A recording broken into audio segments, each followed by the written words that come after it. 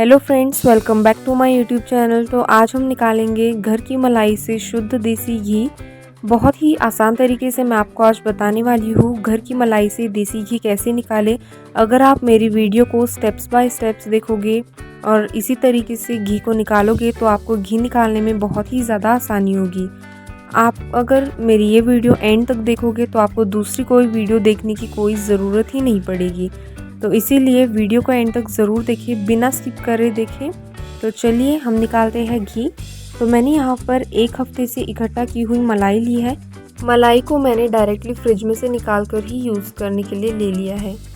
तो मलाई को मैं डाल देती हूँ ग्राइंडर में। मैं 2 से 3 चम्मच लूँगी मलाई।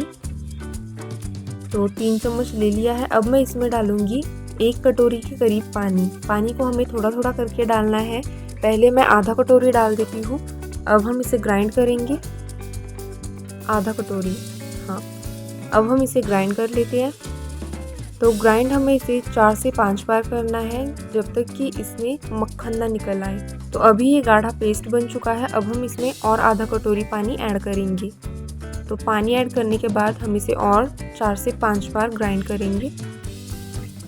तो ये देखिए मलाई में से मक्खन निकल चुका है। अब हम इसमें से दूध जो है वो अलग कर लेते हैं और मक्खन को अलग कर लेते हैं। तो दूध को अलग कर लिया है और ये जो मक्खन है वो हम दूसरे बाउल में ट्रांसफ़र करेंगे।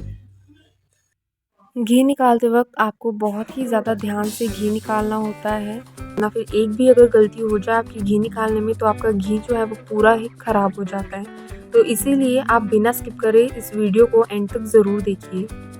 तो मक्खन को मैं निकाल लेती हूँ। इसी तरीके से हम दूसरी मलाई को भी ग्राइंड करेंगे। आधा कटोरी मैंने पानी इसमें डाल दिया है, आधा कटोरी हम इसमें बाद में डालेंगे। तो ये देखिए अब हम इसमें और आधा कटोरी के करीब पानी डालेंगे। मतलब 3 चम्मच मलाई में हमें 1 कटोरी के करीब पानी डालना है। तो ये देखिए मक्खन हमारा निकल के आ चुका है। दूध को हम अलग कर लेते हैं और जो मक्खन है उसे हम अलग निकाल लेते हैं। इसी तरीके से हमें सभी मलाई को इसी तरीके से ग्राइंड करके उसमें से मक्खन को अलग निकालना है।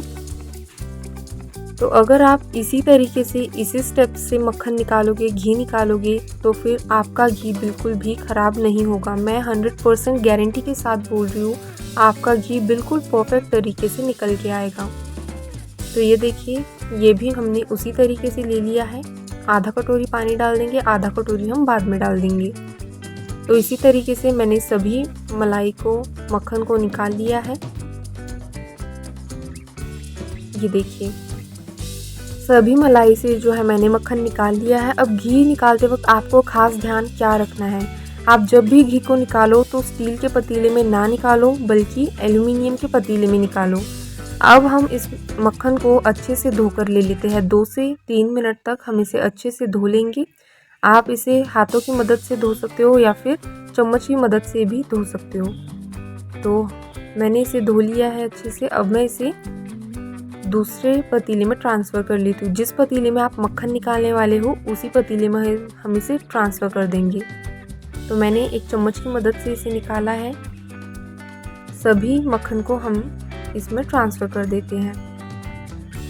मैं हमेशा घी बिल्कुल इसी तरीके से निकालती हूँ और मेरा हमेशा घी बिल्कुल परफेक्ट तरीके से निकल के आता है। आप भी मुझे कमेंट में ज़रूर बताएं मेरा ये घी निकालने का तरीका आपको सिंपल लगा या डिफ़िकल्ट। तो मैंने सभी मक्खन को एक पतीले में निकाल के उसे गैस पर चढ़ा दिया है। अब आपको घी निकालते वक्त ध्यान क्या रखना है, तो आप जब भी घी निकालो तो आपको लो टू मीडियम फ्लेम पर ही घी निकालना है। आपको हाई फ्लेम पर बिल्कुल भी घी नहीं निकालना। हाई फ्लेम पर घी निकालने से होगा क्या कि उसके जलने के चांसेस ज़्यादा बढ़ जाते हैं। अगर आप लो फ्लेम पर निकालोगे तो जलने के चांसेस कम ही होते हैं। तो दूसरी बात ये कि आप जब भी घी निकालो तो आपको उसे चम्मच या फिर स्पैचुला की मदद से बिल्कुल भी हिलाना नहीं है।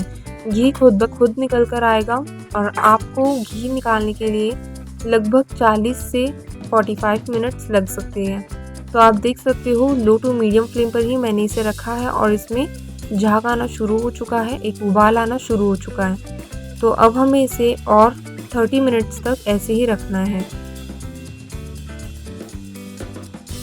मक्खन को उबलते उबलते 20 मिनट हो चुके हैं और ये देखिए इसमें हल्का हल्का ऊपर जो है घी आना शुरू हो चुका है। तो 30 मिनट के बाद आप देख सकते हो घी हमारा हल्का हल्का बनना शुरू हो चुका है। अब आपको कैसे पता चलेगा कि घी हमारा बिल्कुल पूरे तरीके से बनकर तैयार है या नहीं? तो जब ये जो नीचे है मक्खन, ये हल्का हल्का जब गोल्डन ब्राउन होना शुरू हो जाएगा, तब आप समझ जाइए कि हल्का हल्का हमारा जो घी है वो बनना शुरू हो रहा है। और जब ये डार्क ब्राउन होना शुरू हो जाएगा तो आप समझ जाइए कि घी हमारा बनकर तैयार है। या फिर इसमें से एक अलग सी खुशबू आनी शुरू हो जाएगी प्योर देसी घी की, तो आप समझ जाइए कि देसी घी हमारा बनकर तैयार है। तो अब मैं कर देती हूँ गैस को बंद। तो हमारा बिल्कुल अच्छे तरीके से परफेक्ट घी बनकर तैयार है। अब मैं गैस को बंद करके इसमें डाल दूंगी तुलसी के पत्ते, 4 से 5 तुलसी के पत्ते। तुलसी के पत्ते डालने से होगा क्या कि हमारा जो घी है वो 1 साल तक बिल्कुल फ्रेश रहेगा, बिल्कुल भी नहीं सड़ेगा। अगर आपके पास तुलसी के पत्ते नहीं है तो कोई बात नहीं, आप इसमें पान डाल सकते हो। पान का जो पत्ता होता है वो हमें इसमें डालना है। और जब ये पूरी तरीके से घी हमारा ठंडा हो जाएगा तब हम इसे छान के निकालेंगे। और जब भी आप घी को रखो तो आप उसे प्लास्टिक के डब्बे में ना रखो, बल्कि कांच के जार में रखो या फिर स्टील के डब्बे में रखो। प्लास्टिक के डब्बे में अगर आप रखोगे तो इससे प्लास्टिक की जो महक है, बदबू है, वो उसमें लगनी शुरू हो जाएगी घी में। तो इसीलिए आप हमेशा स्टील या फिर कांच के जार में ही घी को निकालो। और आप देख सकते हो घी हमारा बनकर तैयार है और कितना ज़्यादा फ्रेश येलो कलर इसमें आ चुका है। तो अगर आपने मेरे चैनल को अब तक सब्सक्राइब नहीं किया है तो मेरे चैनल को सब्सक्राइब करें, क्योंकि मेरी अगली वीडियोस की जो नोटिफिकेशन है वो आप तक पहुंच सके। तो चलिए मिलते हैं नेक्स्ट वीडियो में। इस देसी घी को आप 1 साल तक इजीली स्टोर करके रख सकते हो।